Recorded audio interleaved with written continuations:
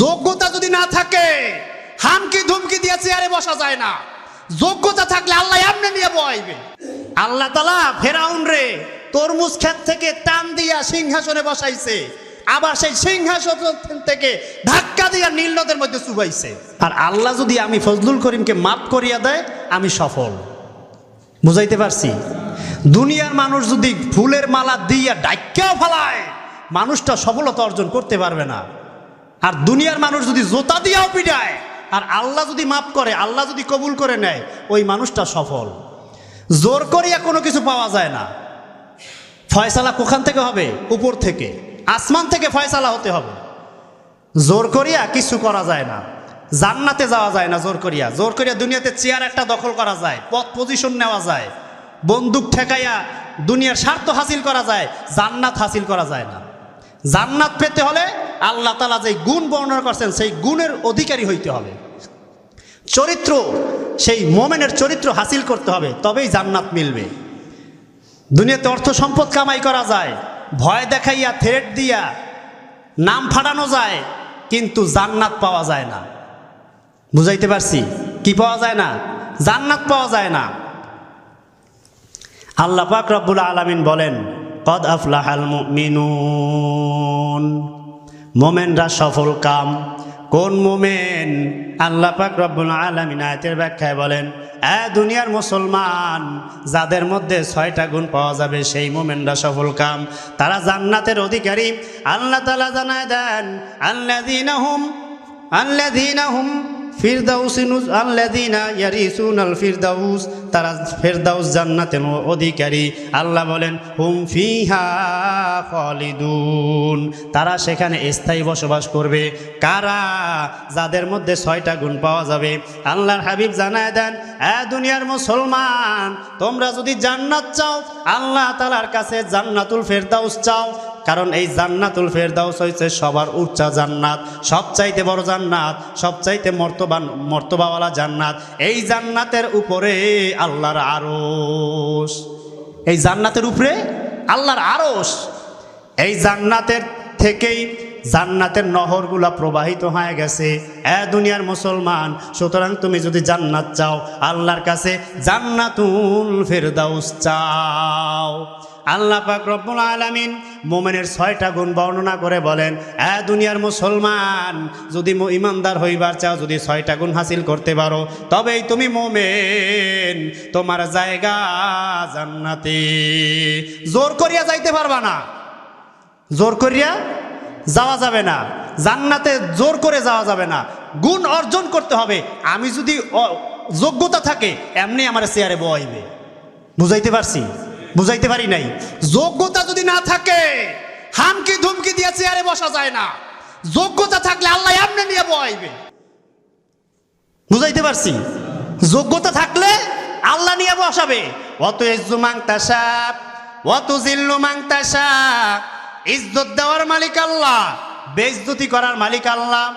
তাকায় দেখো আল্লাহ তাআলা কত মানুষকে আছে কানে ধরিয়া উপরে উঠায়া দিছে, আবার কত মানুষকে আছে আল্লাহ তাআলা কানে ধরিয়া নিচে নামায়া দিছে। ইতিহাস থেকে উপদেশ গ্রহণ করতে হবে মুসলমান।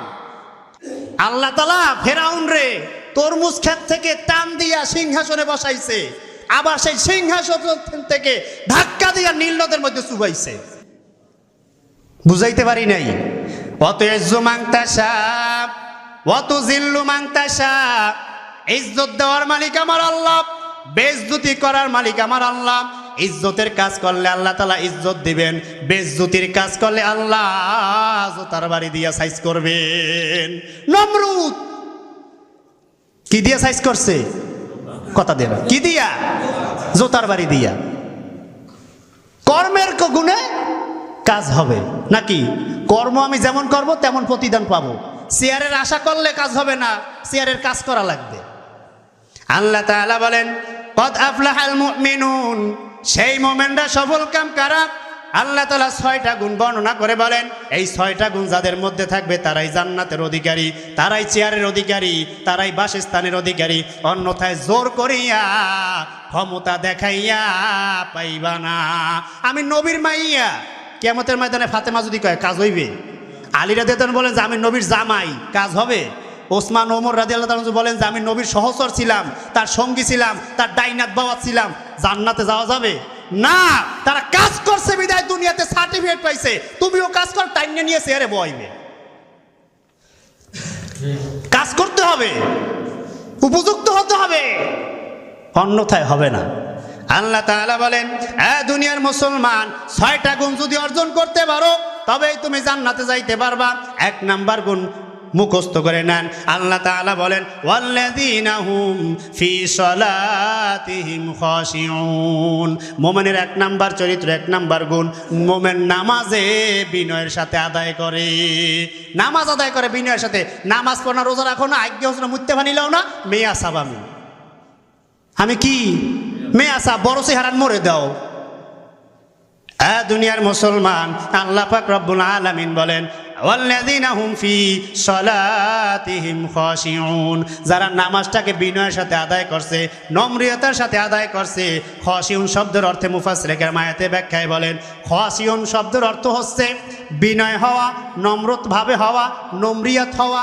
নামাজে খালি আমি মেয়ে সব নাকি না, বিনয়ের সাথে। মুফাসসিরিন কেরাম আয়াতের ব্যাখ্যায় বলেন, আন্তরিক বিনয় এবং বাহ্যিক বিনয় উভয়ের প্রকাশ করো। দুনিয়ার মুসলমান, আল্লাহর হাবিব পয়গম্বর আরবি নবী মুহাম্মদুর রাসূলুল্লাহ সাল্লাল্লাহু আলাইহি সাল্লাম এর সাহাবী ইবনে আবি হাতিম বলেন, আল্লাহর হাবিব যখন নামাজ পড়তে দাঁড়াইতেন তখন তিনি একটু ডানে বামে তাকাইতেন। পূর্ব যুগের কথা, প্রথম যুগে যখন নামাজ ফরজ হইছে, তিনি ডানে বামে তাকাইতেন। আল্লাহ তাআলা ধমক দিয়ে বলেন, ফি সলাতিহিম খাশিউন। হে রাসূল, নামাজে বিনয়ের সাথে আদায় করো, ডানে বামে তাকানো চলবে না, নেতাগিরি হেনে চলবে না। নামাজ যদি পড়তে হয় বিনয়ের সাথে আদায় করে নাও। দুনিয়ার কোনো নেতার সামনে খাড়াও নাই, আমি আহকামুল হাকিমিনের সামনে দাঁড়াইছো। বিনয়ের সামনে দাঁড়াও, বিনয়ের সাথে দাঁড়াও, নত হইয়া দাঁড়াও। দুনিয়ার মুসলমান, দুনিয়ার ইতিহাস তাকে দেখো। একজন আসামি যদি জজের সামনে দাঁড়ায়, চক্ষুওয়ালা আসামি জজের সামনে দাঁড়ায় কি বুক ফুলাইয়া দাঁড়ায়, গলা টান করে দাঁড়ায়, নাকি নত হইয়া? যদি জিজ্ঞাসা করো, ভাই তুমি কিসের জন্য জজের সামনে নত হইয়া দাঁড়াইলা, বিনয়ের সামনে দাঁড়াইলা, তখন বান্দা উত্তর দেয়, জজ আমাকে দেখে, আমি জজকে দেখি। আমি এখন যদি উগ্রতা প্রকাশ করি, বেয়াদবি আচরণ করি, সাজা বাড়বে না কমবে? বাড়বে। যাও একটু সদয় হবে, হ্যাঁ কি উল্টো রিয়াকশন করবে। সেজন্য সে কি করে? বিনয়ের সাথে দাঁড়ায়, মাথা নত করে দাঁড়ায়। আল্লাহ তাআলা বলেন, ফি সলাতিহিম খাশিউন। নামাজে দাঁড়াইবা ভদ্রতার সাথে, নম্রতার সাথে। নেতামি নামাজে আয়া চলবে না। কি চলবে না? নেতামি মসজিদে চলবে না, নামাজে নেতামি চলবে না। এখানে সব আমি আল্লাহর গোলাম, সব গোলাম। কেডা এমপি, কেডা মন্ত্রী, কেডা মিনিস্টার, সেটা চলবে না। এখানে সব গোলাম, খয়রাতিও যা, তুমিও তা। দুনিয়ার মুসলমান, একজন অন্ধ আসামিকে যদি তুমি জিজ্ঞাসা করো, ভাই তুমি তো আর জজকে দেখো না, তুমি কিসের জন্য নম্রিয়তার সাথে দাঁড়াইলা, বিনয়ের সাথে দাঁড়াইলা? অন্ধ আসামি উত্তর দিবে, ভাই আমি যদিও জজকে দেখি না, জজ তো আর অন্ধ না। জজ অন্ধ? জজ তো আমার দেখে। দুনিয়ার মুসলমান, নামাজে দাঁড়াইছো, আল্লাহ তাআলাকে আমি আর তুমি দেখি না, কিন্তু আল্লাহ তাআলা তোমাকে আমাকে দেখে। দেখে, আমাকে দেখে না। আমরা মেয়া সাপ না, আমাকে কি দেখে না। দুনিয়ার মুসলমান, আবু হুরায়রা রাদিয়াল্লাহু তাআলা আনহু বলেন, আল্লাহর হাবিব যখন নামাজে দাঁড়াইতেন মাঝে মাঝে আসমানের দিকে তাকাইতেন। আল্লাহ তাআলা ধমক দিয়া বলেন, ফি সলাতিহিম খাশিউন। নবী নামাজে দাঁড়াইবা মাথা নত করিয়া, ভয় ভীতি নিয়া। দুনিয়ার কোনো নেতার সামনে দাঁড়াও নাই, দুনিয়ার কোনো প্রভাবশালীর সামনে দাঁড়াও নাই, আমি আহকামুল হাকিমিন রব্বুল আলামিনের সামনে দাঁড়াইছো। মাথা নিচে, মাথা নিচে। এ জায়গায় মাথা উঁচা না, মাথা নিচে করে দাঁড়াও। আল্লাহ তাআলা বলেন, মুমিনের 1 নাম্বার চরিত্র, 1 নাম্বার গুণ হবে নামাজটাকে বিনয়ের সাথে আদায় করবে। ভাব মূর্তি সুরতি নিয়ে না, বিনয়ের সাথে আদায় করবে নামাজটা। আল্লাহর হাবিব জানায় দেন, হে উম্মত, তোমরা যদি নামাজে দাঁড়াও তখন নামাজের মধ্যে সামনের দিকে থুতু ফেলাইবা না, ডান দিকে থুতু ফেলাইবা না, বাম দিকে যদি ফালাও ফালাইও, সামনের দিকে থুতু ফালাইবা না। কারণ সামনে তোমার আহকামুল হাকিমিন রব্বুল আলামিন আল্লাহ। নামাজের মধ্যে তার সঙ্গে তুমি গোপন আলাপ করতেছো, গোপন কথাবার্তা চলতেছে, নামাজের মধ্যে তুমি সামনে থুতু নিক্ষেপ করবা না, ডান পাশেও ফালাইবা না, ডান পাশে রহমতের ফেরেশতা, যদি ফালাও বাম পাশে ফালাও, পায়ের নিচে ফালাও। আল্লাহর হাবিবের সাহাবী আল্লাহর হাবিব জানায় দেন, হে উম্মত, নামাজের সঙ্গে নিবিনয়ের সাথে আদায় করে নাও। 2 নাম্বার গুণ আল্লাহ তাআলা বলেন, ওয়াল্লাযীনা হুম আনিল লাগবি মুরিদুন। মোমেন কখনো বেহুদা কথাবার্তা কাজ করে না, যেই কাজের মধ্যে কোনো লাভ নাই, যেই কাজের মধ্যে কোনো ফায়দা নাই, যেই কথার মধ্যে কোনো কামিয়াবি নাই, যেই কথার মধ্যে কোনো লাভ নাই, সেই কাজ সেই কথা মোমেন করে না। মোমেন কোনো বেহুদা কথা কয় না, যেই কথার মধ্যে সওয়াব নাই সেই কথা মোমেন কয় না, যেই কাজ করলে কোনো সওয়াব নাই সেই কাজ মুসলমান করে না, মোমেন করে না। যেই দলের পিছে হাঁটলে জান্নাত নাই সেই দলের পিছে মুসলমান মোমেন হাঁটে না। আল্লাহ তাআলা স্পষ্ট জানায় দেন, ওয়াল্লাযীনা হুম আনিল লাগবি মুরিদুন। অনর্থক কোনো কথা কাজ মোমেনের দ্বারা হবে না। যারা ঈমানদার, যারা মোমেন, যারা মুত্তাকি, তারা সেই কাজ করবে যেই কাজে আল্লাহ রাজি, যেই কাজে আল্লাহ খুশি, যেই কথায় আল্লাহ খুশি, যেই কাজে আল্লাহ খুশি, যেই কথার মধ্যে আল্লাহ খুশি হয় সেই কথা মোমেন কয়, যেই কাজের মধ্যে আল্লাহ খুশি হয় সেই কাজ মোমেন করে, যেই পথে হাঁটলে আল্লাহ রাজি খুশি হয় সেই পথে মোমেন হাঁটে। ইসলামের কাজে বাধা দেয় না মোমেন, ইসলামের কাজে মোমেন বাধা দেয় না, বরং সহযোগিতা করে। মোমেন বলবে আমার নামে কাম নাই, কাম দিয়ে হাসিল করলে হইবে, কাম করতে হবে। মোমেনের কথা কি হবে, আমার নামের প্রয়োজন নাই, কাজ চাই। আর যারা মুনাফিক, আবু জাহেল মার্কা, হে কইবে আমার নাম লাগবে, কাম হয় নয় নয়। আল্লাহ তাআলা জানায় দেন, ওয়াল্লাযীনা হুম আনিল লাগবি মুরিদুন।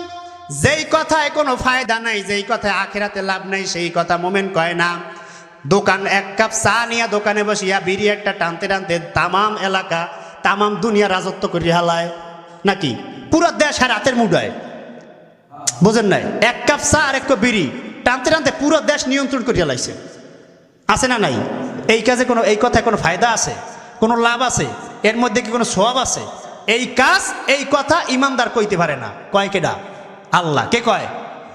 যেই কথায় কোনো ফায়দা নাই, সওয়াব নাই, জান্নাতের কোনো সুসংবাদ নাই সেই কথা মুসলমান ইমানদার কয় না। যেই কাজের মধ্যে সওয়াব নাই, জান্নাতের সুসংবাদ নাই সেই কাজ ইমানদার করে না। ইমানদার যা করবে সেই কাজের মধ্যে সওয়াব হবে, জান্নাতের সুসংবাদ থাকবে। বুঝাইতে পারছি? মুমিনের প্রত্যেকটা কাজ, প্রত্যেকটা কথাবার্তা, প্রত্যেকটা কদম ইবাদত হিসাবে গণ্য হবে 2টা শর্তের বিনিময়, রেজামিন কাজা তরিকায় রসুল। যদি আল্লাহ সন্তুষ্টি থাকে মুমিন বান্দা তোমার ওই সেই কথার মধ্যে, তাহলে আল্লাহ তাআলা তাকে ইবাদত হিসাবে গণ্য করবেন। তোমার কাজের মধ্যে যদি আল্লাহ সন্তুষ্ট থাকে, রসুলের তরিকা থাকে, তাহলে তোমার ওই কাজটা আল্লাহ কবুল করবেন, কবুলিয়ত হবে, সেটার বিনিময়ে জান্নাত পাবা। তুমি যেই পথে হাঁটো, হাঁটাটা যদি রসুলের তরিকায় হয়, আল্লাহ সন্তুষ্টির উদ্দেশ্যে হয়, তবে তুমি হাঁটার বিনিময়ে জান্নাতে পাইবা, যাইতে পারবা। আর যদি কুফুরির পক্ষে হয়, তোমার কপালে জান্নাত নাই। এ দুনিয়ার মুসলমান, আল্লাহ তাআলা 2 নাম্বার চরিত্র বয়ান করেন, ওয়াল্লাযীনা হুম আনিল লাগবি মুরিদুন। মোমেন কখনো বেহুদা কথাবার্তা কয় না, বেহুদা কাজকর্ম করে না। আল্লাহ তাআলা বলেন, ওয়া ইযা সামিউ লাগওয়া আরাদু আনহুম। যখন তাদের সামনে আশার বাক্য বলা হয়, বেহুদা কথাবার্তা বলা হয়, তখন মোমেন বান্দা সেখান থেকে চলে যায়। মোমেন ওখানে থাকে না, বাক্যে ভেজাল পড়তে মোমেন থাকে না, বেহুদা কথা মোমেন কয় না। ওই চার দোকানে বইয়া এ ও ও এ মোমেন বান্দা কয় না। যারা ইমানদার হেরা ওখানে থাকে না। যারা মুনাফিক, খাইবে কোনো কাম নাই, হেরা ওখানে বইবি আজ্ঞের যত চারা চাটকিছে আমি সব হলে। ইমানদার সাতা করে না। দুনিয়ার মুসলমান, সংক্ষেপে আগায় যে আল্লাহ তাআলা 3 নাম্বার গুণ বর্ণনা করেন, ওয়াল্লাযীনা হুম লিযাকাতি ফাইলুন। যারা মুমিন তারা যাকাত দানে সক্রিয় হয়। মুফাসসিরে কেরাম এই আয়াতের ব্যাখ্যায় বলেন যাকাতের 2টা দিক। কয় দিক? মুখস্থ করেন, কয় দিক? 2 দিক। 1 নাম্বার দিক, সম্পদের যাকাত মুমিন বান্দা আদায় করে দেয়, হিসাব করিয়া তার সম্পদের যেই যাকাত হইছে তা দিয়ে দেয়।